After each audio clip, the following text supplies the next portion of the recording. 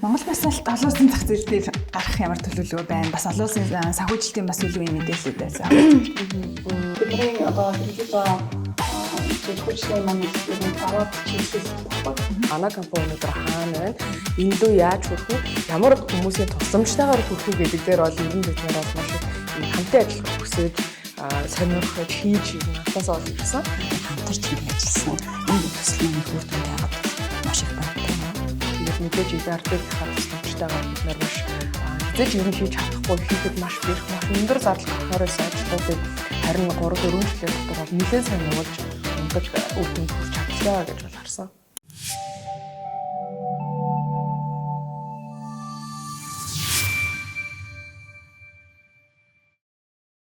Сайн байцгаана уу? Үзэгч та бүхэнд энэ өдрийн мэндийг хүргэе. Lehman Press Special цувралын тусгай дугаар та бүхэнд хүрэхэд бэлэн боллоо. Бид энэ удаад Европын Сэргээн Босгол Хөгжлийн банктай хамтран агуулга та бүхэнд бэлтгэн хүргэж байна. Тэгэхээр энэ удаагийн дугаараар бид бизнесүүд үйл ажиллагаагаа хэрхэн ногоон болгох, тэр дундаа ESG буюу байгаль орчин, нийгэм, засаглалын хүрээнд хэрхэн бизнесээ тогтвортой болгох талаар бодиттой туршлагуудыг хамтын ажиллагааг хүргэхээр зорилоо. Өнөөдөр бид энэ дугаартаа Европын Сэргээн Босгол Хөгжлийн банкны ахлах шинжээч төвшин жаргал шинжээж, за мөн Resilience Consulting Service компани захирал Нямгарав захирал, Монгол Базалт Хувьцаат компани гүйцэтгэх захирал инх гэрэл захирлуудыг ураад байна. Та бүхэнд маш их баярлалаа. Бидний урилгыг авч хүрэлцэн ирсэн. За тэгэхээр бидний хувьд бол хамтын ажиллагааг сүүлийн хэдэн жилүүдэд маш эрчимтэй хэрэгжүүлсний үр дүнд бодиттой бас туршлагууд бол хоригдлууллаа шүү дээ. Энэ туршлагаасаа бас илүү манай үзэгчдод одоо нээлттэй элен далангуу хуваалцаач гэж та бүхнийг урьсны. Юуны өмнө Европын Сэргээн Босголт Хөгжлийн банкнаас бизнесүүдийг ногоон болгох чиглэлээр ямар үзэл санаагаар хэдийн хугацаанд хэдийн хэмжээний цар хүрээтэйгээр оролцогч талуудтайгаар ерөн төслийг хэрэгжүүлээд байна. Таны талаар мэдээлэл эхлээд өгөхгүй юу? За баярлалаа. Европын Сэргээн Босгол Хөгжлийн банк ерөнхийдөө бол Монгол улсад үйл ажиллагаа явуулахдаа одоо стратегийн яг тэргүүлэх 3 зорилтыг тэгшүүлэн ажиллаж байгаа. Яг 2025 онд дуустал.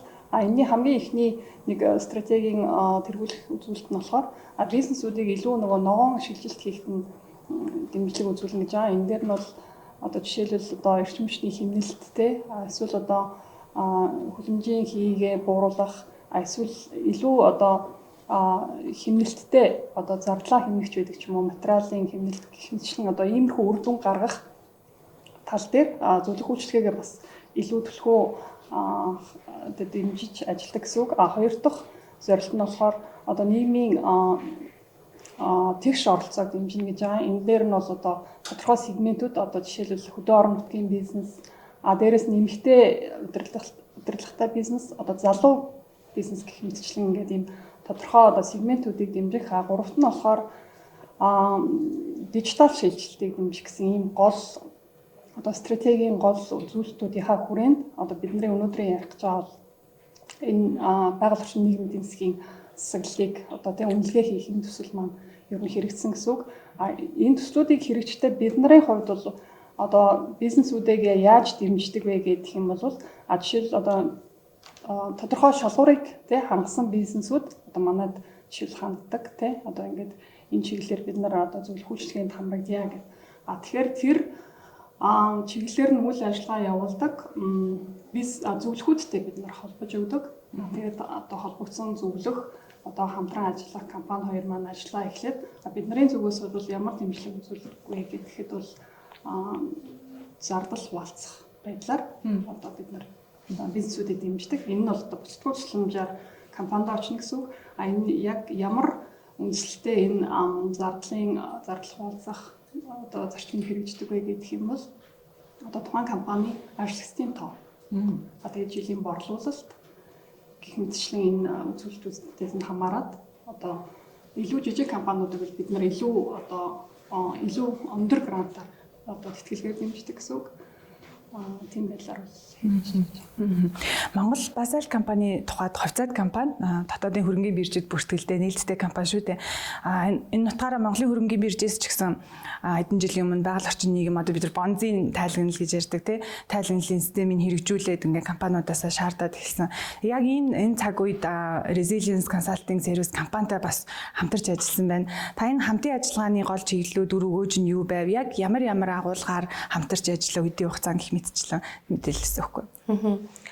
Манай компанийн хувьд бол өөрөө яг эрчим хүчний хэмнэлттэй бүтээгдэхүүн үйлдвэрлэдэг гэсэн утгаараа энэ одоо байгаль орчин дээлтэй ногоон, за агаарын бохлыг бууруулах гэдэг юм уу, хүн амьдрах орчны чанарыг сайжруулах гэх мэт энэ нөгөө гол түлхүүр нөгөө поинтуудтай бол байнгын уялдаатай ер нь бол анхан үүсэн байгуулсан цагаас хойш байнгын нэг тийм хүсээгүй уялдаатай үйл ажиллагаа явуулдгаараа нэлээд онцлогтой. Ийм ч учраас бид нар энэ нэгдүгээрт ногоон гэдэг үгнээс ерөөсөө зугтаж чаддаггүй. Тэгээ ямар ч тохиолдолд хаана хин ямар бизнес за Европын зэргийн боловсрол хөгжлийн банк байна уу эсвэл өөр юм яг энэ чиглэлээр үйл ажиллагаа дэмжихэд зориулсан аж ахуйн нэгж төрийн болон төрийн бус байгууллагууд олон улсын дотоодын энэ чиглэлээр ер нь ямар төрлийн үйл ажиллагаа гадуур сар хүрээнд аж ахуйн нэгжүүдэд бий болгож ийн ямар боломж байна гэдгийг бол өсөөсөөгөө тогтмол ингэ ирэл хийдэг хайдаг. За тэгээд мэдээж дотоод үйл ажиллагаа үндэсний одоо үйлдвэрлэгч гэсэн утгаараа илүү үйл ажиллагааныхаа чанар стандартыг сайжруулах дотоод менежмент за тэгээ хамгийн гол нь бодит одоо энэ замын зураглалаа илүү зөвөр ойлгох. За зөвхөн Монгол улс гэхгүйгээр зүүн өмнөд Аз, за эсвэл Төв Аз хавцаа энэ позица илүү зөв ойлгох ухаан дэлхийн нийт энэ эдийн засгийн хувьд ч байна уу, геополитикийн хувьд ч байна уу, эрчим хүчний ногоон шилжилтийн хувьд яг хаашаа чиглэж болох ч энэ дараагийн 5 жил гэхэд юунд хүрсэн байх гэдэг. Тэгвэл манай компани өнөөдөр хаана байна? Энэ лөө яаж хүрэх үү? Ямар хүмүүсийн тусламжтайгаар хүрэх үү гэдэг дээр бол ер нь бид нар бол маш их хамтын ажиллагаа хүсэж сонирхож хийж ер нь анхнаасаа бол ирсэн.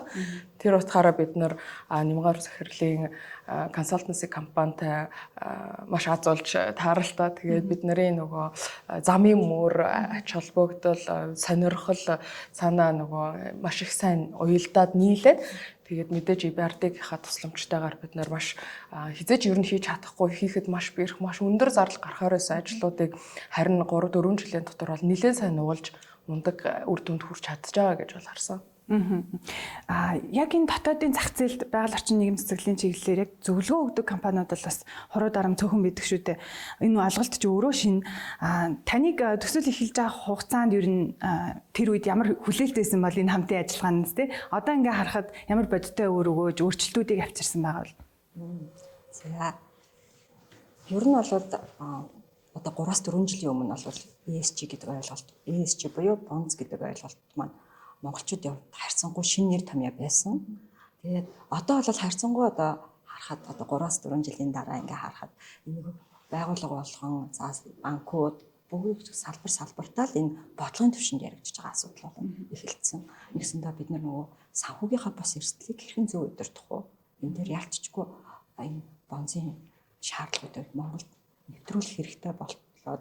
Яг тэр цаг үед нь хувьсгалын тохироо бүрдсэн гэдэг шиг тийм EBRD маань хүртэл энэ байгаль орчин нийгэм засаглалын шаардлагуудыг аж ахуйн нэгжүүд маань ер нь үйл ажиллагаанд хэрэгжүүлэх ёстой байна. Энэ дээр нь бид нар дэмжлэг үзүүлье. Нөгөө талаас энийг хэрэгцээтэй байгууллагууд нь байна. Хөрөнгө оруулагч нар чинь одоо энэ ашигт ажиллагаа гэхээсээ илүү одоо бонзын шаардлагуудыг илүү харж үздэг юм байна.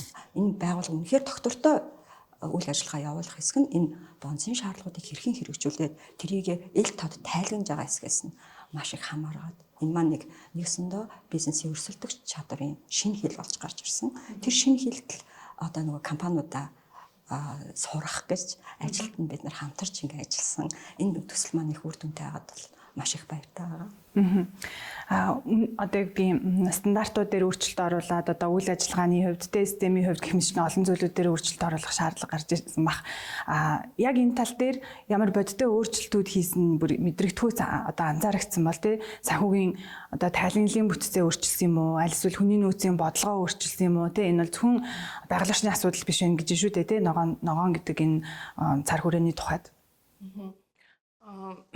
Яг ESG үнэлгээний тухай илүү нарийн нямаа захирлагаасаа тайлбарлах байх. Зөвхөн манай компани дээр яг илүү бид нар ямар хүлээлттэйсэн тэгээд илүү юм хүлээлтээс давсан ямар шийдлүүд гарч ирсэн талаар бол хэлэхэд яг ESG үнэлгээг бид нар бол анх зүгээр угаасаа энэ бол сайн дурын үнэлгээ. Мэдээж хавьсад компанийн хувьд биржээс бол байгаль орчны нийгэм засаглалын тайлан гаргах юм журам байдаг ч гэсэн яг энэ дээр бол нөгөө бодит суурь судалгаатай эсвэл энэ ард нь тодорхой хэмжээний дата мэдээлэл цуглуулсан, тэр дата мэдээллийг баталгаажуулсан гэдэг гэсэн юм нарийн нөгөө хууль журмын гаргалгаанууд бол одоохондоо бол бүр тийм сайн шигдэж сууж өгөөгүй байгаа. Нямаа захирлын хэлснээр бол энэ бол маш шин. Одоо хүртэл компаниуд энд бол уусаж, ойлголт авах гэж, хүний нөөц төрөө хүртэл энэний төлөө зардал тавих гэж хүртэл ингээд дөнгөж зовж байна. Яг үндэ энийг бол ингээд ард нь гараад амар мундаг хийгээд байгаа компани би бол байгаа гэж бол хотлоо ярьж чадахгүй. Бүгдээрээ оролдож байгаа, хичээж байгаа. Ач холбогдлоо гэдгийг ойлгоцсон. Хамгийн гол нь биднэрт бол яг энэ ESG-ийн наривчлсан үнэлгээг хийлгэхдээ энэ бол нэгдүгээр сайн дурын ажил байсан. Сайн дурын ажил гэдэг нь бол бид нар энийг хизээж хийлгэж болно хийхгүй байсан ч гэсэн тодорхой хэмжээнд байгаль орчин нийгэм засаглалын үнэлгээний ерөнхий боловсруулсан манай Монгол улсын хэмжээнд байгаа одоо тосоос ч юм уу гаргацсан байгаа журмыг хүрээнд бол ажиллаад яваад байхад бас болохгүй юм байхгүй. Тэр чинь бол ерөөсөө санхүүжилттэй хэрхэн одоо яг нийгэм эдийн засагтаа одоо байгаль орчинд хэрэгтэй юм санхүүжилт хүү гэдэг талаар л банкуд яриад байгаа юм чинь тэрэнд нь нийцсэн үйл ажиллагаагаа бид нар бол нэг дотоод журам мөрмийнхаа хэмжээнд сэнчил сайжрал боловсруулад яваад байхад бол асуудалгүй. Тэгтэл эн чинь өөрөө яг үүндээ өнгөцхөн асуудал яваад байгаа. Өнгөцхөн. Тэгтэл энэний ард нь бид нар ямар үр дүнд хүрмээр байгаа гэдэг дээр одоо компани удирдлагууд, захирлууд, хувьцаа эзэмшигчдэр бүгдээрээ нэгэн дуугаар ингээ зөв ойлголттой шийдэлт хүрэх хэрэгтэй санагдсан. Тэгээд энэ EBRD-гийн гаргаж өгсөн ESG үнэлгээний энэ фреймворкийг анханасаа яг бид нар эхний нөгөө одоо үндэсний одоо хүнд үйлдвэрлэгч компанийн хувьд сайн дураараа орж ирсэж ингээ хийлгэе гэж яхад бол 360 градусын үнэлгээ хийгддэг гэдэг нь надад маш сонирхолтой. Бодит бас зөв санагдсан. 360 градус гэдэг нь хаа нэгэн газар очиод нэг юм нь лимитлэгдэж дуустдаггүй. Заавал тэрний хамгийн гол нь эргэх холбоо, эргээд буцаад компани дээр ямар үр дүн авчирч байна, нийгэмд ямар үр дүн авчирч байна, бүтээгдэхүүнээ үйлдвэрлэлээд нийгэмд гаргаад өгсөн байлаа гэхэд тэр нийгэмд үр нөлөө нь жилийн дараа ямар байна, бараг 2-3 жилийн дараа ямар байна гэдэг хүртэл тэмсээр судалгаанууд хийсэн. Тэр нь надад бол бас сонирхолтой, авууштай, бас анх удаа судалгааны байгууллагч чинь бас бүр ингэж мундаг гоё хийдэм биш гэж надад бол үнэлэгдэжсэн. Тэгээд энэ өөрөө Монголд бас яг байгаль орчин нийгэм засаглалын үнэлгээний нөгөө суурь судалгааны ямар нэгэн нөгөө журам зарчмууд бас орж ирээгүй үед бид нар анх бас нэлээд 22 онд эхлүүлсэн учраас бид нар олон улсын Европын стандартыг ингэж дагаж мөрдөх өдр шаардлага гарч ирсэн. Нэг бодлын бид нар өөрөө өөрсдөө амар хүнд шалгууранд тавьсан юм шиг яг ихэндээ бол санагдсан. Яа, юу руу орчваа? Ер нь бол зүгээр бидэрт ер нь ингэх зав байна уу гэж бараг бодмоор. Тэгвэл яг нөгөө консалтинг компаниудтайгаа ярилцаад яг энэний за ямар үр дүнд хүрэх гээд байгаа вэ гэдгээ ингээд баг хамт олноороо яг ярьж суугаад энэний эцэст бид нарт одоо санхүү эдийн засгийн үр өгөөж нь юу байх юм, үйлдвэрлэл үйл ажиллагааны бүтээмж нь юу байх юм, үйлдвэрлэлийнхаа үйл ажиллагааны дотоод болон гадаад хүчин зүйлсүүдийг яаж илүү байгаль орчинд ээлтэй болгох юм, өнөөдөр ямар хэрэгтэй хэрэггүй юм бас хийгдээд байна те. Одоо бид нар нэг үр дүнд 100 халахж хүрдэг байсан бол миний бодлоор ESG framework гэдгийг оруулж ирснээр бид нар үсрээд 30 халахад хүрдэг болдог ч юм уу те. Тэгээ энэ дундаа бид нар маш их нийгэм эдийн засгийн үр нөлөөнүүдийг одоо магадгүй сөрөг нөлөөнүүдийг бууруулж чадсан. Нөгөө талаараа эдийн засгийн үр өгөөжийг тэгээ үйлдвэрлэл үйл ажиллагаа бол ажилчдын маань бүтээмж хүртэл энийгээ дагаад өссөн сэтгэл зүйн хүртэл ингээ бүтээмж өссөн юм шиг надад тухайн үед бас санагдчихсан. Тэгээд энэний өвшөө бүр нарийн өнөтийн нямаа захирлыг ерхэлгүй. Одоо нэг зүйл байгаа. За байгаль орчны нийгэм засаглалын үнэлгээ хийхдээ жишээлбэл жишээ татаад үзвэл те дундаж компаниуд альсэл жижиг компаниудын хувьд үнэлгээ хийгээ сууснасаа илүү шууд нөгөө үйлдэл рүүгээ орох те үнэлгээ хийн гэдэг чинь өөрөө их зардалтай. Энэ дээр бол энэ зардлыг бас Европын зэрэг бас хөгжлийн банкнаас гаргаж байгаа нь бас тэр компаниудад боломж олгож байна. Гэхдээ өнөөдрөө харуул зардлаа бууруулах одоо юу гэдгийг зардлаа хэмнэх гэдэг аваад үзэх ирээдүйд юу вэ гэхээр олон улсын санхүүжилттэй уйж одоо үр өгөөжийг тайлбарлаж байгаа шүү дээ. Энэ дээр бас та тодорхой мэдээлэл өгөөж ямар боломжууд юу юм байдгийг за хамгийн түрүүнд бас хүлэмжийн ялгарлаа бууруулах те бууруулахын тулд хэмжих гэх мэтчлэн энэ тодорхой алхмуудыг аль хүртэл хийж ээж хэдийн хэмжээний ямар тийм олон улсын санхүүгийн боломжууд юу нь гарч ирд юм бол та энэ дээр бас гоё жишээ мэдээлэл өгөхгүй юу? Ер нь бол манай одоо зөвлөх үйлчилгээний одоо төрлүүд гэж байдаг байхгүй. Ерөнхийдөө бидний одоо хэрэгжүүлж байгаа зөвлөх үйлчилгээний маань бол ер нь 10-аад чиглэл дотор ингэж төрлөөр яддаг байхгүй. Тэгээд яг ингээд 2000 оноос ерөнхийдөө хойш 2020 оноос хойш бидний энэ нөгөө зөвлөх үйлчилгээний төрөл дээр ингээд яг гişний одоо төрөл гэдэг юм уу тий орж ирсэн болохоор энэ байгаль орчны нийгэм засаглалын үнэлгээсэн. Энэ болохоор бид нар ч гэсэн тухайн үед бас шинэ тэгээ Монгол түрүү яг нямаа засаглалын хэлсэн шиг нөгөө яг энэ тал дээр ажилладаг зөвлөхүүд ерөөхдөө ховор байдаг. Бид нар бол энийг урд нь хаанаас ерөөхдөө бид нар сонсож мэдчихсэн бэ гэдэг тэгвэл манай нэг олон улсын зөвлөхүүд бас томхон компаниуд дээр хэрэгжүүлж байгаа төслүүд дээр тэр зөвлөхүүд бас яг эднэрийн энэ хамтарсан төслөөс өмнө бол бас нэг 2-3 компани дээр энэ бонзын үнэлгээг хийж байсан байхгүй. Тэгээд бид нар нөгөө яг resilience consultancy компанитай анх уулзч эхлээд ерөнхийдөө одоо ийм тэгээд хуцаад компаниудын хувьд ч гэсэн ингээд тодорхой юм шаардлагууд байдаг. Одоо ингээд ийм шинэ ойлголт орж ирж байгаа. Энийг бол хийх шаардлага байгаа.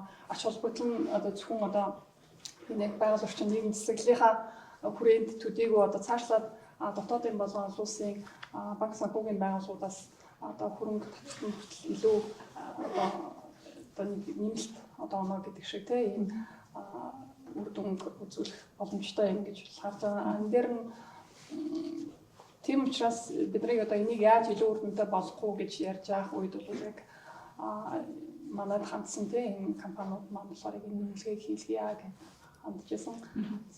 Мэдээж хэрэг энэ үр дүн бол шууд одоо түрүүний гэрэл захирлын хэлсэн шиг ингээл айгүй амархан болчихгүй те энэ дээр бол зөвхөн компани одоо удирдлага ажилчдынх нь одоо юу гэдэг хүчил зүтгэл одоо тий одоо өсөл сонирхол байхаас гадна энэ дээр айгүй сайн ажиллах чадвартай юм зөвлөх компани бид нарт бас хэрэгтэй байдаг.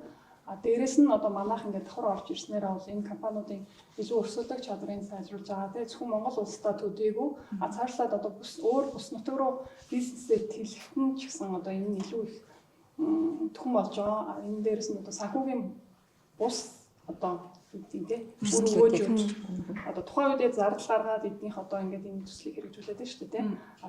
Тэгэхэд бол гол одоо үр өгөөж нь магадгүй нэг жилийн дараа ч юм уу те тэрнээс гаргасан зардлаасаа илүүтэйгээр компанид илүү өргөж авсарж байгаа юм бидний хувьд маш их одоо чухал сонирхолтой байдаг. Тэгээд цаашлаад ерөөдөө хуцаад компаниудын хувьд одоо санхүүгийнхаа тайлан дээр одоо жишээлбэл энэ байгаль орчин нийгэм засаглалынхаа үнэлгээний одоо энэ мэдээлэл датануудыг оруулж явах шаардлага гарах юм билээ. Ингээд цаашлаад магадгүй одоо энэ үнэлгээгээ хийлгсэн компаниуд нь одоо энийгээ олвол санхүүгийнхаа тайлбарыг хэрхэн яаж тусахгүй ч гэдэг ч юм уу. Энэ тал руу бас манай зөвлөх үйлчлэгийг илүү чиглээд яваад тэгээд цаашлаад санхүүгийн тайлбаруудад нэг мэдээлэл датанууд нь ороод ирэхэд бол одоо тэр гадны хөрөнгө оруулагч эсвэл одоо хамтрагч тэг өөрөөсөө одоо хамтралаа бий болгох нь ч гэсэн одоо та бүхэн бүгдээрээ л дурдж байна. Санхүүгийн бус үр өгөөж байгаа гэдэг тийм. Та энэ дэр бас тайлбархгүй. Санхүүгийн бус үр өгөөж яг юу вэ? Бодит жишээн дээр тийм. Тэгээд тэр нь магадгүй хэдэн жилийн хугацаар яаж илэрх вэ гэдэг дээр. Тийм. За одоо санхүүгийн бус үр өгөөжийг энгийн нэг үгээр хэлье л да. За компани өөрийнхөө үйл ажиллагааг аваад явж идэг тий. Гэтэл тэрний цаана бид нар чинь байгаль орчиндөө нөлөөлөл үзүүлж идэг. Нийгэмдээ нөлөөлөл үзүүлж байгаа бүтээтгүүнээрээ дамжуулаач нөлөөлөл үзүүлж идэг тий. Эсвэл одоо тухайн үйл ажиллагаагаа зөв удирдан зохион байгуулж байна гэдэг чинь нөөцийг хэмнэж байгаа гэсэн үг. Тэгээ урсгал зардлыг бууруулж байгаа гэсэн үг тий. Гэх мэтчлэн энэ нөгөө байдлаар санхүүгийн бос үр өгөөжийг бол компаниуд бол хүртэж байгаа. За эдний нэг жишээн дээр ер нь одоо бид нар хамгийн одоо энэ төсөлд оролцсон 4 тухайд одоо яг 4 компаниас нь тэр 4 компани хүрээнд одоо ингээд яг бодиттой гарцсан үр дүн гэж ярих юм бол одоо Монгол Басалтын маань одоо дулаалгын материалаар гэр орноо дулаалаад бүр нэг гэр бүл бүр айгүй хөөрхөн тэр үнэлгээний явцад хэлж өгчээсэн. Ер нь бол танах энэ материалаар гэрээ дулаалаад ямар ач холбогдолтой байсан бэ ч гэдэг юм уу тий танаа дээр энэ үнэхээр дулаан материал мөн үү гэдээ асуусан чинь бүр надад тэгж хэлсэн. Үгүй энэ материал чинь ганцхан дулаан гэдэг үг агуулаагүй. Цаана нь манай гэр бүлийн амьдралыг доктортой болгож өгсөн. Би бүр тэгэхээр нэг айгүй гайхаж асуугаад за яаж доктортой болгосон бэ гэсэн чинь тэр эцэгтэй бол хэлэхдээ урд нь манайх ингээд 6 цаг тутам галдаг байсан. Гэтэл энэ эдний материалаар Монгол Басалтын чулуун хөнгөөр бид нар гэрээ дулааснаас хойш, байшингаа дулааснаас хойш 12 цагт нэг удаа галдаг болсон. За 12 цагт нэг удаа галдаг болно гэдэг чинь би урд нь хүүхдүүдэд дулаан хүүтэн газар орхиж болохгүй ингээ ажил хийдэггүй байлаа. Гэтэл би ингээ ажил хийдэг болсон. Ингэснээр өрхийн маань орлого нэмэгдсэн. Тэгээд бид нар тухайд би бүр вау бид нар бид нар ч хүртэл нөгөө ийм хүлээлт байгаагүйсэн тий. Ийм өнцгөөс нь ярина гэж хараагүйсэн. Гэтэл тэр хүн бол бүр биднэрт илүү тий нийгэмд яаж нөлөөлж байгаа бодит жишээг шууд гаргаад хэлээд өгчээсэн. За тэгэхээр энэ маань юу ч нэхэр бид нар нөгөө нийгмээ яриад байдаг нийгэм гингүүтэл нэг л амар хүмүүст одоо юу гэдэг бэлэн мөнгө тараах ч юм уу одоо нэг ямар нэгэн байдлаар санхүүгийн дэмжлэг үзүүлэх гэдэг талаас нь хараад байдаг. Гэтэл үгүй бид нар чинь бас бүтээгдэхүүнээрээ дамжуулаад нийгэмд бас нөлөөлөл үзүүлж болох юм байна гэдэг юм санхүүгийн бас юм нөлөөллүүд бас нийгэмд бол эрүүл нөлөөллүүд гарч ирсэн. За одоо Монс хүнс хувьцаат компанийн хувьд гихч чинь та бүхэн аюул сайн мэдж байгаа бидний юмж байгаа экс усны хувцрын хэмжээ бол багассан шүү дээ тийм. Энд чинь өөрөө эргүүлээд байгаль орчинд аюул том нөлөөллийг хөлөмжийн ялгарлыг бууруулж байгаа нэг том нөлөөлөл. Гэх мэтчлэн иймэрхүү одоо ер нь бол санхүүгийн бос нөлөөлөл үзүүлж байгаа хамгийн том жишээ нь зөвхөн тухайн компани стандарт дүрм журмыг хуулийн нийцлээс илүү одоо үн цэнийг бүтээж харагдаж байна гэж бол харж байгаа. Байгаль орчин тал дээр Монгол Басалт компани дээр яг хөлөмжийн ялгарлаа хэрхэн хэмжиж байна? Бууруулах зорилтуудаа ер нь эдийн хэмжээнд ямар одоо үндслээр тавьсан бэ? Тэрэндээ зориулсан ямар хөрөнгө оруулалтыг нэмж хийж байгаа гэх мэтчлэн та боддоос жишээнүүдээс хаваалцахгүй. Яг ESG үнэлгээний өөрийнх нь нөгөө нэг дотор нь үнэлж байгаа айгүй олон одоо 180 хэдэн шалгуур үзүүлэлтүүд дотор бол айгүй том шалгуур үзүүлэлтүүд нэг том багц бүлэг бол өөрөө эрсдлийн үнэлгээс тийм компани байгууллагын эрсдлийн үнэлгээ. Тэгээ өнөөдөр бид нар эрсдэл ярихаар хөвшин дандаа нэг санхүүгийн эрсдэл ярьдаг. Тэгтэл байгууллагын үйл ажиллагааны эрсдэл, нийгэмд нөлөөлж байгаа эрсдэл, байгаль орчин нөлөөлж байгаа эрсдэл гэдэг нөгөө бидний тооцож чаддгүй эсвэл тооцох боломжгүй дата нь олддоггүй цуглуулж чаддгүй байсан энэ датануудыг бид нар илүү бодит үр дүнтэйгээр зорилготойгоор цуглуулдаг болсон. Ямар ч байсан. За байгаль орчин нийгэм эдийн засагт үзүүлж байгаа үр нөлөөнүүдээ хамгийн гол нь компанид эргээд учрах эрсдэл гэсэн утгаар нь урьдчилсан сэргийлэл, урьдчилсан тооцооллуудыг илүү хийх юм журамтай одоо цаана хундаамтай мэдээллүүд бид нарт энэ ESG-ийн нөгөө үнэлгээний үеэр авчирж ирж байсан. Энийг бол бид нар яг нөгөө хайгаад Google дээр ч юм уу олоод зөвхөн менежмент рүүгээ хүчээр ингээд шидэж шигдүүлэх нь боломжгүй. Энэ чинь өөрөө яг нөгөө компанийн үндсэн үйл ажиллагаат нь маш нарийн уялдаатай байдлаар эрсдлийн үнэлгээг хэрхэнд илүү зөв тооцох уу гэдэг талаас нь бид нарт аягүй сайн журам стандарт боловсруулж өгөөд зааж өгсөн. Энэ бол ерөнхийдөө компани ямар ч компанийн хувьд бол эрсдлээ зөв үнэлэх, эрсдлийн үнэлгээгээ зөв бодитоор хийх. Тэгээд өнөөдрөөс богино хугацааны, дунд хугацааны, урт хугацааны эрсдлүүдээ хэсэг бүлэг болгон дээрээ тооцож чаддаг байх гэдэг бол маш том одоо үнэлгээ шалгуурласан. Тэгээд зөв үр дүнтэй нэг том ажлуудын нэг болсон гэж харж байгаа. Байгаль орчин үзүүлж байгаа нөлөө гэдэг дээр бид нар бол мэдээж үйлдвэрлэлийн үйл ажиллагааны явцад ялгаруулж байгаа хөлөмжийнхийг бол илүү бодитоор тооцдог болсон. Resilience Consulting компанийн хүрээнд бол бид нарт ямар ч байсан яг бодит яг өнөөдрийн үйлдвэрлэлийн үйл ажиллагаа технологи те ингээд А цэгээс X цэг хүртэл хаана ямар нүүрс өвчлөлийн уул мөрүүдийг ялгаруулад байна. Эргээд энэ нь өөрөө энэ нэг бүтээгдэхүүн үйлдвэрлэхэд яаж ялгаруулж ийн гэдгийг тооцож өгсөн.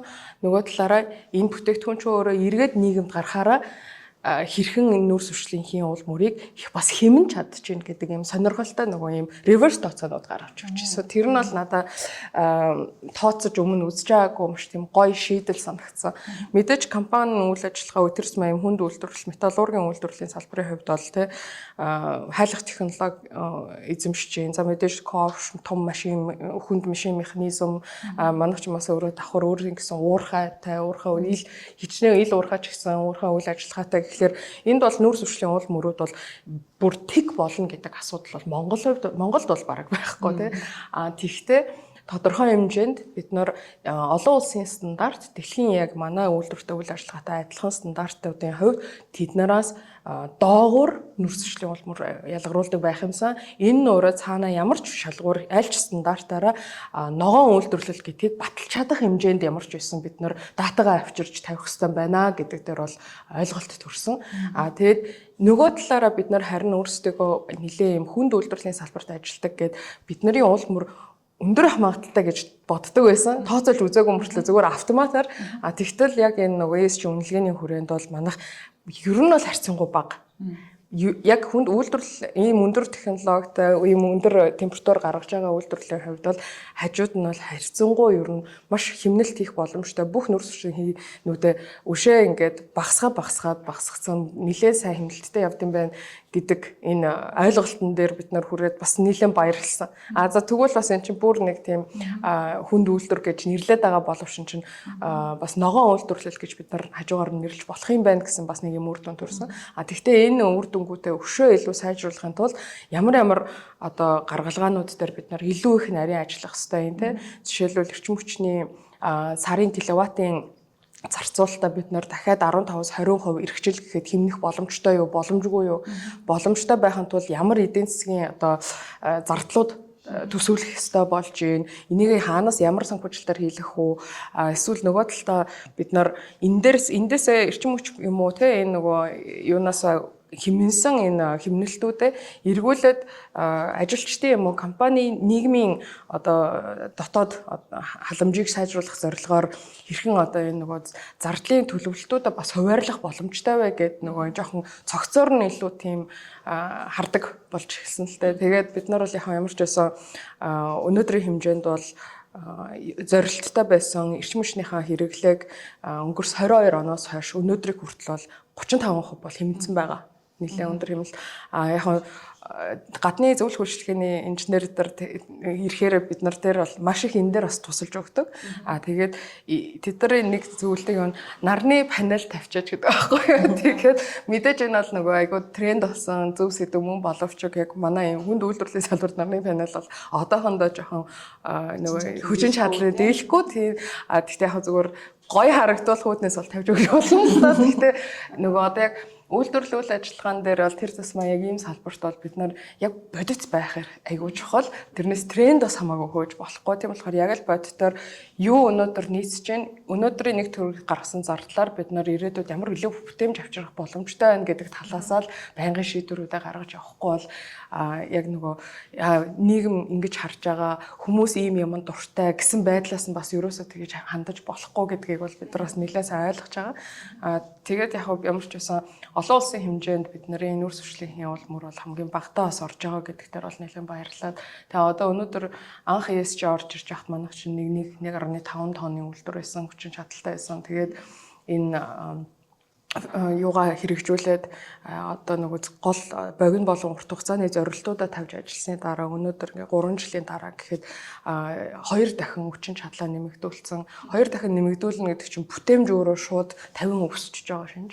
Тэгээ бүтээмж өөрөө 50% өснө гэхлээр нэг цагт үйлдвэрлэж байгаа тоо хэмжээ 3 тонн гараа явчихаар ерөөсөө нэг цагт үйлдвэрлэж байгаа тонн 2 дахин өссөн боловч цахилгаан, эрчим хүч, цалин, хүний хөдөлмөр, бусад бүх юм хэвэндэ байгаа гэсэн үг. Тэгэхээр энэ утгаараа бид нар нэг бүтээмж 2 дахин өсгсөн гэж хэлэхэд ерөөсө буруутах юм байхгүй болчихоо да. Энэ байдлаар бид нар бол цаашдаа дахиад 2 жилийн дараа 3 жилийн дараа бүтээмж өвшөө дахиад 2-3 дахин өсгөх ингэснээрээ бас дахиад зардлаа 2-3 дахин бууруулах гэдэг ийм зорилго урдаа тавьж ажиллахад илүү зоригтой болсон бас. Ихгэл цагт хэллээ шүү дээ. Бүтээмж гэдэг Монгол Basalt компани тухайд анх хүлээлт бас өөр байсан тухай хэллээ. Таны хувьд яг ингээм хамтарч ажиллаж байхад эхлээд эхэлж байхад бас нэг хүмүүсийн хүлээлт мэдэгдэн. Дууссан хаана үр дүн дээр нас дахиад өөр зүйл мэдрэгдэн те. Энэ дээр яг юуг олж харсан үндсэн дээр ингэж бодиттой өөрчлөлт бий болсон гэж та бодож байна юу гэж ойлголт сэтгэлгээний хувьд магадгүй те. Тий. За ер нь бол энэ ESG үнэлгээ гэж хийгдээд тэгээд бид нэр зөвлөмжүүдэд боловсруулсан. За байгууллагын хувьд бол яалтчгүй энэ менежментийн тогтолцоог нэвтрүүлэх шаардлагатай байна гэсэн зөвлөмжөнд хүрсэн. За энэхээ хүрээнд мөн дараагийн ажил маань бол ISO стандартууд буюу ISO 9001, ISO 14001, 45001 буюу энэ маань нөгөө нэгдсэн менежментийн тогтолцоог эдний үйлдвэр дээр хэрэгжүүлсэн. За энэ хүрээнд бол ер нь хамгийн их өгөөж өгсөн зүйл нь бол процессын зураглал гарсан. За процесс хоорондын уялдаа холбоог аюул сайн олж харсан. За үүний үндсэн дээрээс ер нь бол нэлээд бүтээмжүүд нэмэгдсэн. Нөгөө талаас гэх юм бол илүү нөгөө байгаль орчинд ээлтэй байх. За байгаль орчны нөлөөлж байгаа тэр нөлөөллийг бууруулах үүднээс аль цэгүүд дээрээ бид нар өрнө хэмнэлтүүдийг хийж болох уу? Урсгал зарлага хаана багасгаж болох уу? Эсвэл илүү хаягдлуудаа бид нар дахиад хаягдлагүй эдийн засаг гэдэг одоо нөгөө circular economy гэдэг том ойлголт явж байгаа шүү дээ. Тэрэн дээр яг нөгөө хаягдлуудаа дахин яаж ашиглаж болох вэ? Энэ тал дээр бол нэлээд их дэвшилтэд технологи оруулж ирсэн гэж харж байгаа. За энэ маань бол одоо хамгийн том эдний хувьд бол хийсэн үр ашиг байсан баха гэж бодож байна. EBRD-ийн тухайд за эхний 2-3 жил за үнэлдэг болчлоо. Компаниудын чадах маань бэхжижлээ. Бүр бодтой одоо засаглалын хувьд өөрчлөлтүүдийг ингээд оруулчлаа. Одоо дараагийн хөгжлийн үе шатанд бид нарт илүү юу хэрэгтэй байх бол том зургаар нь харахад те энэ одоо зөвлөгөө индустрийг хэрэгжүүлсэн компаниудын үр дүнг ер нь харьцуулаад харахад дараагийн шатнд бол мэдээж хэрэг түрүүн ч гэсэн би хэлсэн зөвхөн одоо Монголын зах зээл гэхээс илүү те одоо нөгөө Төв Аз ч юм уу бус нутруу компаниудыг илүү нөгөө бизнесээ хөгжүүлэх цаашлаад одоо компаниуд чинь дараагийн шатндаа бол нөгөө яг одоо хөрөнгөний биржтэй ингээд нөгөө компани болох гэдэг шүү дээ. Нээлттэй компани те. Нээлттэй компани болоход энэ цаашлаад одоо нөгөө яг засаглалаа илүү сайжруулах те өрсөлдөх чадвараа сайжруулах тэгээд нэг санхүүгийнхаа бас менежментийг илүү сайжруулаад гэр илүү нэг компанийн үнцнийг илүү маш үнцэнтэй болгоод цаашдаа нээлттэй компани болох зөвхөн Монгол биш олон улсын хөрөнгөний зах зээлээр гарч үүдэг ч юм уу. Тэр одоо чиглэл рүү л бид нар илүү компаниудыг одоо юу гэж хэлсэн үг хөгжүүлж өгөхөд тусламж. Монгол басалт олон улсын зах зээл дээр гарах ямар төлөвлөгөө байна? Бас олон улсын санхүүжилтийн бас үйл үе мэдээлэлүүдээс авах. Одоо манай байгууллагын хувьд бол мэдээж экспорт чиглэсэн байх бол бидний нэг номерын зорилго хэрмэлзэл мэдээж дотоодын үйлдвэрлэл дотоодын эдийн засаг маань өөрөө зах зээл маань өөрөө жоохон жижиг учраас бид нар мэдээж тэлэх болж зайлшгүй шаардлагатай. Энэ өнөөдөр 4 сая хүн амын зах зээл төр бол тодорхой хэмжээнд л оршин тогтнохоос яг ингээ хүсэж байгаа тэр нөгөө еврогоо тэлэлт рүүгээ бол төдийлөн хурд орж чадахгүй. Ийм ч учраас бид нар ерөнхийдөө бол ямар ч гэсэн Азийн зах зээлүүд рүү бол маш их сонирхож байгаа. Тэгээд анхнаасаа бол ерөн сонирхож л ирсэн. Зүгээр энэ дэр нэг л том сөрөг тал одоо юу гэдэг маш их бид нар шалгуур болон сорилуудыг одоо даван туулах шаардлагатай юм байна гэдгийг зорилт тавьсныхаа дараа илүү их сайн ойлгож ирсэн. Нэгдүгээр мэдээж экспорт чиг баримжаатай байх ёстой, экспортод гаргадаг бүтээгдэхүүн үйлдвэрлэх ёстой гэдэг бол нэг намрын зорилго. Тэр зорилтоо тавьчаад дараачийн шалгуур нь за тэгвэл энэ зорилготой хүрэхийн тулд бид нар дотоод нэгдсэн менежментийн тогтолцооч байна уу? Одоо дотоод үйл ажиллагаа стандарт журмаараа хаана ямар төвшөнд хизээ хүрсэн байх ёстой юм бэ? Тэрийг ямар арга хэрэгслүүдээр баталсан байх ёстой юм бэ? Хаана ямар гэрчилгээжүүлээ сертификатжуулаад аккредитцүүдтэй эдэр авсан байх ёстой юм гэдэг дээр илүү нарийн төлөвлөлтүүдтэй, илүү нарийн ойлголттой орж ирсэн. Одоо жишээлбэл бид нар одоо салбар нөгөө шүршдэг чулуу өнгийнхаа үйлдвэрийг Төв Аз Үзбекистан улс руу гаргах гээд ингээ нэлийн том төсөл эхлүүлсэн ажиллагаа явуулаад эхэлсэн явж байна. Энэ чинь өөрийн гэсэн стандарттай улс орон, өөрсдийн гэсэн дотоод журамтай, өөрсдийн гэсэн хууль дүрмтэй манайх шиг хуучин нөгөө бас улсаас нь учраас ГОСТ байдаг ч гэсэн одоо ГОСТ ч хаяад бол маш олон жил болсон маш өндөр хөгжил бас технологи нь хурдтай чиглэж байгаа 40 гаруй сая хүн амын зах зээл бол биднийг бодвол илүү хурдтай нэг өөрчлөн гэсэн бол нэг сарын дараа буцаад очиход л том өөр болсон байдаг улс ор учраас энэ журам стандартад нэгдүгээр бүтээгдэхүүн үйл ажиллагаа үйлдвэрлэл технологи нийцүүлэх одоо энэ бичиг саасны ажил асар их гарч ирж байгаа. Нөгөө талаараа бид нар өнөөдөр яг хамгийн бодит тэлж байгаа зах зээлүүд байна хаана гэхэлэр одоо бид нар ингэж боддог юм байл та. Би бол жишээл ингэж бодсон. За Солонгос, Япон, Хятад энэ зах зээлүүд ер нь нэлээд хандсан тий одоо үйлдвэрлэл нь хандсан, бүтээн байгуулалт нь хандсан. Тэгээ хоёрдугаар нэлээ хөгшин эдийн засагт болцсон. Тэгвэл бид нар хөгжингөө улс орн руу өөлөх бас сонирхдаг бай. Сонирхох нь илүү одоо хүн болгоны зорилт нь хөгжингөө улс орн руу сонирх. Тэгтэл яг үндэ энэ Солонгосын ч юм Японы энэ хятадын зах зээлүүд чинь хэдийгээр эдийн засаг нь өөрөө нийгэм эдийн засаг нь өөрөө жоохон ингээд хөгшөрсөн. Тэгээд боловч юу юм бэ? Одоо яг нөгөө энэ байгууллагын нийгэм засаглалын үнэлгээ, ногоон хөгжил, эко үйлдвэрлэл гэдэргээд явангууд эргээд бүгднгийн шинжилээд шифт хийж эхэлж байна. Одоо хуучирсан бүтээн байгуулалтаа маш зоригтойгоор асар хэмжээний хөрөнгө оруулалт гаргаж Японы эдийн засгийн газар нь Солонгосын засгийн газар нь бүх юмнуудаа эхнээс нь эхлээд шинээр хийж эхэлж байна. Гүүрээс нь бол гүүрээ нураагаа шинчилж байна. Илүү эко гүртэй болох гэж оролдож байна. Илүү ногоон барилгын материалуудыг бүх төсөл хөтөлбөрүүдтэй хэрэгжүүлдэг болж байна. Хуучин болохгүй байсан одоо химийн арилга илүү ихтэй давмгайлсан ямар нэгэн бүтээн байгуулалт хийсэн бол тэднэрээ үнэхээр зоригтойгоор мөнгө хаяж нураагаад тэрийг илүү ногоон үйлдвэрлэл болгож хувирч байна. Эрчим хүчний ч гэсэн одоо их үүсвэрийн хувьсэл гэж бас нэлээд явагдаж байна. Өнөөдөр мэдээж бүгд Монгол улсаас хавлаад нүүрсэн цахилгаан станцаас салхыг оруулж байгаа боловч дараачийн одоо хамгийн боломжийн оновчтой хүүтэн сэрүүн уран амьсгалтай газар бол одоо яг үнэндээ биднэрт бол бас тийм 100% оновчтой юм гарч ирэхэд маш хэцүү байгаа шүү дээ. Эдийн засгийн үр өгөөж ботход ч тэр бүтээмжийг нотгож 100% хамааралтай юм чинь. Тэгэхээр бид нар зөвхөн гадны зах зээл рүү гарахын тулд юу хэрэгтэй вэ гэдэг маш том шалгууруудыг давсны эцэст бол нэгдүгээрт ямар ч улс орнууд руу бид нар ямар ч юугаараач гарсан бүтээгдэхүүнээр гарна уу, технологиороо гарна уу, инженерийн боловсруучнаар гарна уу стандарт. Өөрсдийн стандарт, тухайн улс орны нийцлийн стандарт хэрэгтэй. Тэгэхээр Монгол бол мэдээж GOST байна, MNS байна, ES гэх ингээд эдрэг стандартууд орж ирж байна. Тэгтэл Японд л жишээл гарах юм бол Japan стандарт байна, Солонгос руу Korean стандарт, KS стандарт байна. Энэ стандарт болгоны чинь дотоодын үндэсний үйлдвэрлэгч Монгол компаниуд тэдний маш өндөр шалгуур хяналт нийцэлт нь одоо нийцэж энэ стандартуудыг авч тэдний зах зээл рүү орно гэдэг бол яг ясам дээрээ зүгээр энгийн байгууллагын хувьд бол мөрөөдөл юм билээ. Үнэхээр мөрөөдөл санагдсан. Зүгээр бид нар Аз болж одоо EBRD-тэй хамтраад маш олон төслүүд хамтарч хэрэгжүүлээд EBRD-гийн санхүүжилтаар ESG үнэлгээг хийлгээд ESG-ний одоо замын зураглалынхаа дунд хугацааныхаа төлөвлөгөөнд бид нар нэгдсэн менежментийн тогтолцоонуудыг оруулж ирээд энэ дотроо хүртэл дотоодын болон гадаадын одоо консалтантуудыг хамтарч оруулж ирж энэ нөгөө фреймворкуудыг чинь дотор нь үйлдвэр дээрээ бий болгоод үйл ажиллагаан дотроо бий болгож орж ирж чадсанараа одоо бид нар ингээд дараагийн олон улсын мөрөөдөх байсан энэ стандарт Япон стандарт, Солонгос стандартуудыг одоо авч эхэлж байна.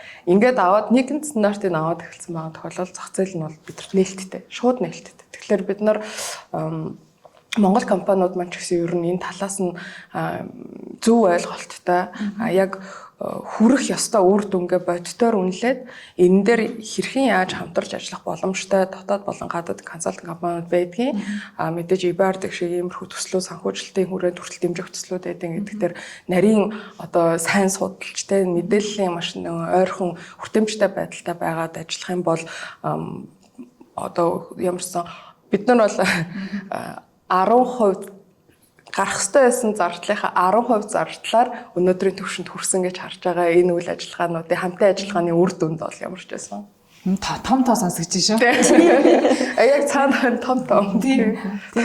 Одоо нээлттэй компаниудын тухайд одоо биржийн шаардлага марлах гэдэг юм үү те яг энэ бодиттой одоо санхүү зөвлөх хорооны шаардлага их мэдчихлээ. Төрийн байгууллагуудад шаардлагаар ингээд бас нэг үнэлгээ хийж чинь те ингээд зорилтуудаа тодорхойлж чинь. Нөгөө талаас одоо энэ IFRS гэдэг энэ өөр нэгтлэн модох бүртгэл санхүү тайлан нэлийн өөрөө стандарттай өөрөө ESG-г чухалчлаа. Дахиад нэг том шалгуур үзүүлэлт тавьсан. За дотоодын компаниудад сүүлд ажиглагдаж байгаа нь яг ESG нэгтлэн модогч гэдэг ч юм уу те энэ шинэ ажлын байрнуудыг гаргаж ялчгүй нэг бүр стандарт одоо тий системтэйгээр ингэж өөрчлөлтөөр сүлэн зөвшөөрж өөрчлөлтүүд хийж ах шиг байна. Та хамгийн сүүлийн үеийн бас яг дотоодын нээлттэй болон хаалттай компаниудын хувьд ч ялгаагүй одоо чухалчлах шаардлагатай энэ IFRS гихчлэн энэ одоо шаардлагуудын талаар мэдээлэл өгөөч.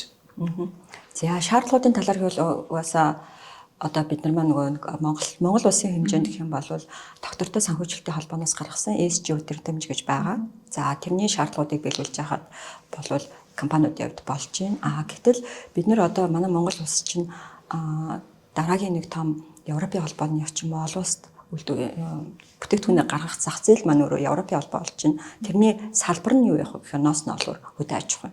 За гэтэл тэрэн дээр энэ дээр чинь ихэнх компаниуд бол хувьцаат компани бол биш байгаа. За тэнгууд одоо нөгөө одоо яг л үндсэн нөгөө түүхий бэлтгэлээс ахуулаад үйлдвэрлэлээс гаргаад Европын зах зээл рүү явуулах энэ урт замынхаа хугацаанд тэр маань яаж доктортой ажиллах вэ гэдэг нь аягүй чухал болчихж байгаа. Нөгөө талаас нөгөө эцсийн бүтээгдэхүүн ч хэрэглэх гээд байгаа хэрэглэгч нар маань бас айгүй өндөр одоо байгаль орчин нийгэм эдийн засгийн талаар маш өндөр мэдлэгтэй хүмүүс байгаа. Тэгэхээр тэр хүмүүст бид нар нийцсэн тэдний шаардлагад нийцсэн тийм бүтээгдэхүүнийг нийлүүлэхийн тулд тухайн улс орных нь буюу одоо Европын холбоог нийлүүлэхэд Европын холбооноос тавьж байгаа доктортой байдлын тайлагналын стандартын шаардлагуудыг бол биелүүл хэрэгжүүлээд нийцүүлээд дараа нь тэрийг тайлагнаад байх шаардлагатай.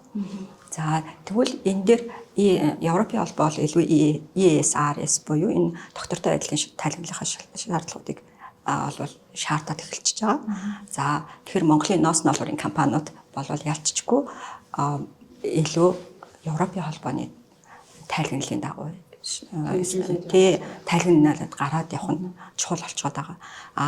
Энэ нөгөө нэг IFRS буюу одоо STOVS-ийн шаардлагын хүрээнд болохоор илүү уур амьсгалын өөрчлөлт тал дээр ямар ажлууд хийгдүү тэрэнд хэрэг хөрөнгө мөнгө зарцуулсан гэдэг талаас нь илүү их тайлагнаад явах юм. Тэгэхээр энэ хоёр ойлголт маань бас хоорондоо зөрүүтэй. Гисэн хэдий ч гэсэн нөгөө нэг бид нар эцээцтэй нөгөө дэлхийн дулаарлыг бууруулах үүднээс одоо net zero 2050 гэсэн том энэ зорилттой концепцийн хувьд яаж хувь нэмрээ оруулах вэ гэдэг маань өөрөө аюу том шаардлага болоод явж байгаа. Тэгэхээр одоо ер нь бол байгууллагууд өөрснийхөө суурь төвшинг мэдэх ёстой. Дараа нь зорилтод ямар зорилттой төвшингүүд гарч ирэх вэ? Тэрэнд бид нар хэрхэн хүрэх вэ гэдэг тал дээр ингээд өөрөө тооцоо судалгаатай ингэж ажилласаа гэж хүсэж байна. Тэгэхээр энэ ажлыг хийхэд бол нэгдүгээрт ялцчихгүй Монголын бизнесүүдэд ер нь яаж үн цэнийг бий болгох вэ гэхээр нэгдүгээрт ялцчихгүй удирдлагын түвшинд энийг ойлгох хэрэгтэй. За хоёрдугаарт бол бид нар нөгөө нэг яриад байгаа бүртгэл мэдээлэл одоо тэр ESG-ийн шалгууруудыг харуулж байгаа тэр индикатор болж байгаа тэр бүртгэлүүдээ сайн тооцож бүртгэж авч явах хэрэгтэй, хэмжиж явах хэрэгтэй тийм. За гуравт гэх юм бол энийг үйл ажиллагааныхаа менежменттэй уялдуулаад анхнаасаа л үйл ажиллагаагаа төлөвлөхдөө ESG-ийн шаардлагууд нь ямар бэлээ тэрэнд үйл ажиллагаанд тэрэндээ төлөвлөлөөд хэрэгжүүлээд хянаад сайжруулад явах хэрэгтэй. За эцэст нь бол тэгэл тухайн стандартаараа бол тухайн нөгөө зорилттой зах зээлийнхээ шаардлагын дагуу тайлагнаад явах хэрэгтэй байна л гэж хараад байгаа. Тэгэхээр энэ дээр Монголын аж ахуйн нэгжүүдэд бол өмнөх бүхэл бүтэн нэлээдэн компаниудын жишээ гарч ирсэн, сайн жишээ байгаа юм чинь энэний дагуу тэгээд яваад хахад бол бизнесийн маань улам тэлэх байх гэж найдаж байна. Тэгээд бидний нөгөө зөвлөх компани хувьас ч гэхэд бол харж байгаа үнцэг маань энэ одоо шинэ хэлийг сурахад нь бас зөвлөн тусалж байгаадаа их баяртай байгаа. За EBRD-гийн зөв хандаж хэлэхэд бас биднийг энэ ажилтнаа дэмжиж ажиллаж байгаа тал маш их баярлж байгаа. Энэ Монголын бизнесийг яг тогтвортой менежментийн түвшинд чадамжтай болгоход маш их ажил хийж байгаа гэж харж байна. За их баярлалаа та бүхэнд. Төгсгөлд нь бас төвшин жаргал шинжээжээс дахиад асуумаар санагдаж байна тий. Европын зэргийн босголтой хөгжлийн банкны дараагийн бодлогууд ямар чиглэлд өөрчлөгдөж ямар чиглэлд илүүтэй одоо ногоон зээл санхүүжилт тусламжийн чиглэлд одоо шинжлэгдэх бол тэ хувьсаж өөрчлөгдөх бол Ямарсан одоогийн байдлаар бол гарсан стратегийн хувьд бол 27 он хүртэл одоо яг энэ гарсан одоо тий голлох чиглэлүүдээ бол баримтлал явах бах. Тэгэл ерөөхдөө цаашдаа бол яг дэлхийн эдийн засгийн байдал ч юм уу тэрнтэйгээ уялдуулаад банкны зүгээс бол одоо тий тухайн оронд ямар стратеги ямар одоо тэргүүлэх үзүүлэлтүүдээ ингэж барьж явахаа гэх юм шийдвэрлэдэг. Ерөнхийдөө сүүлийн одоо бид нар хамтарч ажиллаж байгаа байгууллагуудынхаа одоо нөгөө зөвлөх үйлчлэгээнийхээ одоо биднэрт хандж байгаа тий хандлагын нь одоо нөгөө юг хараад ахт бол илүү компаниуд маань одоо түрүүн хэлсэнчлэн одоо нэг засаглаа илүү сайжруулах тий авсуулгч чадвар цаашлаад одоо экспорт гэдэг ч юм уу тэлэлтэй хийхин тулд яг л одоо нэг манайх шин зах зээлд шилжээд одоо яг 30 жил болоод одоо манай бизнесүүд маань яг дараагийнхаа үедээ одоо нэг бизнесүүдээ илүү одоо шилжүүлэхтэй тэр одоо нэг үеийн одоо эхлэн явж байгаа компаниудын ер нь нэлийн олон жил явсан компаниуд бүгдээрээ л одоо тийм юм дээр нөхцөл байгаа. Тэгэхээр бол илүү засаглаа сайжруулах одоо энэ шилжилтийнхаа үеийг хэрхэн амжилттай даван туулах те энэ чиглэл рүү бас манайх илүү компаниудыг бас дэмжих байх гэж байна.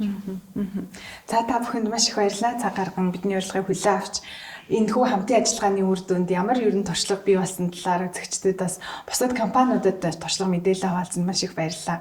Баярлалаа. Үзэгчдээ Human Press Special цувралын энэ удаагийн дугаар та бүхэнд хүрлээ. Бид энэ удаагийн дугаараар байгаль орчин, доктортой хөгжил, нийгмийн эдийн засгийн чиглэлээр, мөн засаглалын чиглэлээр хамтын ажиллагаа хэрхэн үргэлжиж ямар бодиттой өгөөж хүртэж байгааг та бүхэнд